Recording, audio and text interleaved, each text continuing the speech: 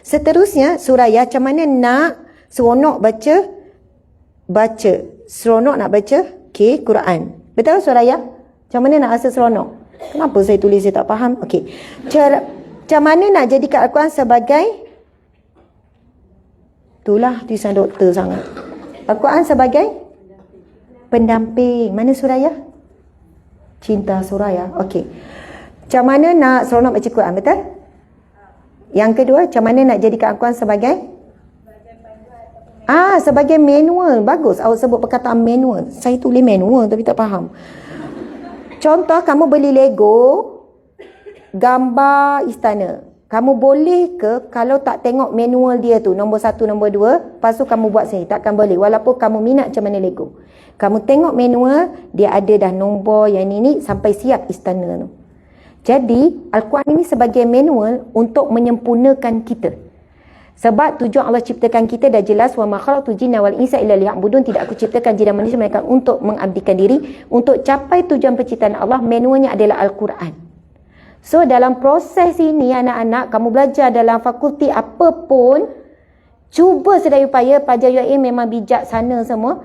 Awak belajar dalam fakulti human science contoh. Kamu kena cari ayat Al-Quran yang berkaitan dengan ilmu kamu. Kamu belajar apa lagi? TESOL. Macam mana? Apa kaitan ilmu TESOL dengan Al-Quran? Bahasa. Tak apalah, adalah tu, pandai-pandai lah. Kenapalah saya keluarkan poin yang saya tak pandai nak kupas. Maksudnya semua ada kaitan lah dengan ilmu dan kepakaran kamu. Masya Allah. Okey, seterusnya. Saya laju-laju ni sebab saya nampak semua dah resah gelisah nak solat isyak kan. Sebab biasa kamu 10 minit sebelum isyak kamu dah ready, tiba-tiba ya Allah, rasa sangat berdosa sekarang. Sebenarnya kalau tertangguh solat kerana ibadah, dia tak termasuk dalam melarikan solat. Majlis semua adalah ibadah. Kalau tertangguh kerana urusan-urusan dunia tu baru termasuk dalam sebab itu kalau kelas dengan azan tak apa, teruskan. Okey, seterusnya, adakah pahala baca sama dengan mendengar? Raja Amirah tanya soalan. Bagus. Takkan sama. Baca tu sebutan lidah setiap huruf, dengan dengar dapat pahala. Dengar Al-Quran memang dapat pahala.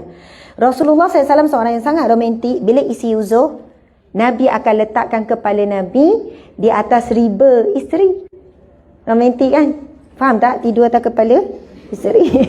Takkan nak lakonkan, cik, naik atas pentas sekejap. Dan Nabi akan bacakan Al-Quran supaya isteri yang uzur tu tak boleh baca Quran, dengar bacaan Al-Quran. Dan Nabi juga suka panggil, ada sahabat Nabi saya tengok nama, suaranya sangat merdu, indah. Nabi panggil sebab Nabi nak dengar bacaan Al-Quran. Kerana apa? Saya nak jawab soalan seterusnya dengan baca hadis ini. Ada dua soalan yang hampir sama. Ada beberapa soalan yang hampir sama, iaitu macam mana, macam sahabat kita Baba tadi, dia tanya, saya tak ada basic, lepas tu saya belajar Al-Quran dengan kawan saya kat YouTube kan? Kawan dekat? Asasi. Saya ingatkan kawan kat YouTube. Bukan?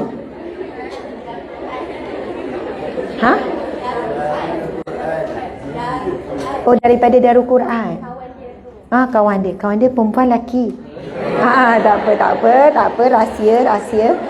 Okey, muslimat sekalian, muslimat, kita bab baca Quran ni, kita tengok kepada hadis Nabi bersabda, barang siapa yang membaca dengan lancar, fasih, dengan berlagu, dengan indah, maka kedudukannya bersama dengan para malaikat. Ini ni, tadi kita dengar sedap alunan baca. Siapa yang baca Quran tadi? Masya Allah. Mesti ramai ni jadi pujaan hati ni. Okay. Pujaan hati mak ayah. Masya Allah. Okey.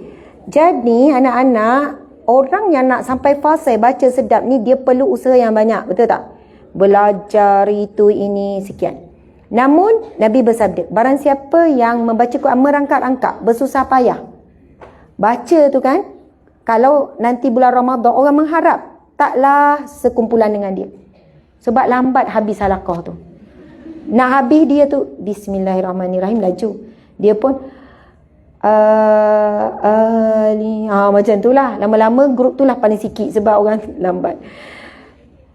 Jangan bimbang siapa yang dalam proses belajar Al-Quran, baca je. Kalau tak sengaja, dimaafkan.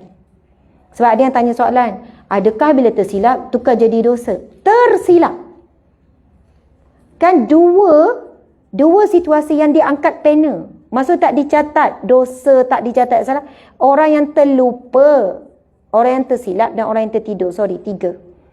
Jadi dia tak sengaja. Bukan dia sengaja baca salah. Dia nak usaha baca. Al-Quran ni nak lancar, caranya adalah baca, baca dan baca. Of course lah, bila kita baca seorang, dalam keadaan kita baru belajar, akan ada silap. Tak sengaja, dimaafkan. Subhanallah. Lepas tu dia buka YouTube untuk betulkan, nak pastikan betul.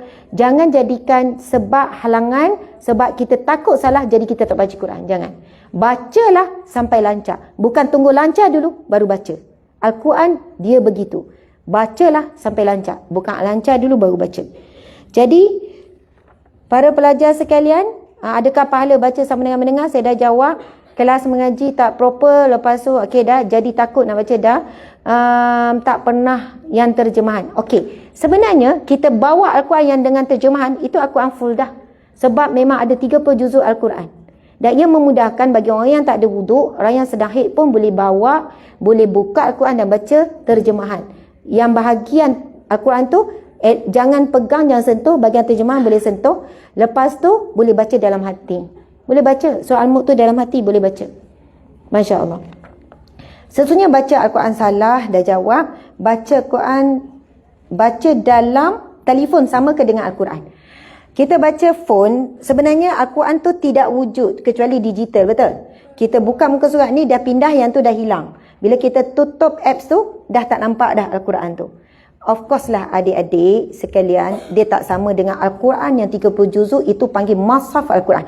Pegang saja dia punya energi, dia punya aura, dia punya, kita panggil apa, dari sudut ilmu sains, metafizik, semua dah berbeza. Yang ini sebab itu kalau saya nak kupas pasal bahayanya phone, kalau awak tidur malam-malam letak phone jauh-jauh, kau dapat off. Tak apalah, dari segi keselamatan, daripada, bukan keselamatan, kesihatan semua tu, macam mana kita boleh tidur deep sleep, gangguan, gelombang telefon tu terlalu kuat. Tapi bukan gelombang yang positif, tapi Al-Quran memang gelombang, frekuensi yang dikeluarkan adalah positif. Kenapa berbeza? Sebab melihat Al-Quran itu sendiri dapat pahala, pegang Al-Quran itu dapat pahala. Jadi pegang phone dan baca Al-Quran dapat pahala baca. Tetap dapat pahala baca, lidah membaca Al-Quran. Tapi adakah kita dapat pahala pegang Al-Quran? Taklah, sebab pegang phone. Tengok Al-Quran, kita tengok ayat. Tapi yang ini betul-betul tengok 30 juzuk lengkap Al-Quran. Sebab tu saya nasihatkan pada anak-anak, adik-adik, kalau duduk dekat bilik ada Al-Quran, janganlah kamu ambil phone juga baca Quran. Sangat rugi. Dia punya perasaan, rasa, khusyuk semua tak akan sama. Sebab awak guna phone, tiba-tiba naik WhatsApp. WhatsApp pula crash WhatsApp. Allahu Akbar. Bukan menggeletar tengok ayat Quran tu. Crash satu bilik, satu kelas. Satu bilik, astagfirullah. Nauzubillah. Saya memang crash satu bilik. Saya hari-hari crash ni dengan cik kat depan ni. Saya tak tahu dia tahu ke tak. Okey. Jadi, crash satu kelas. Tengok soalan dia. Awak tahu tak esok muka surat berapa? Itu pun dah cia-cia dah kan.